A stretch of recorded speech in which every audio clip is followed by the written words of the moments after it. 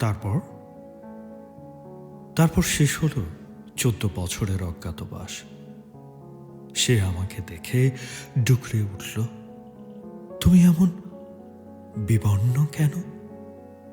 আমি তাকে দেখে চমকে উঠলাম, তুমি এমন বিদীর্ণ কেন? সে বললে, আমার হাতের দিকে তাকাও। তার হাতে ঘর পুরা আগুনের চাকা চাকা ছ্যাঁকা। আমার বুকের দিকে তাকাও, তার বুকে ভাঙা রাজবাড়ির সমস্ত ইট পাথর। আমার চোখের দিকে তাকাও, তার চোখে উপর হয়ে আছে দুটো মরা ভ্রমর। আমি ভিজে বাতাসের মতো জিজ্ঞেস করলাম, তোমাকে কাঙাল সাজালো কে? সে পাতা ঝরার শব্দে জানালো, স্বপ্নের দরজা খুলে দিয়েছিলাম যাকে।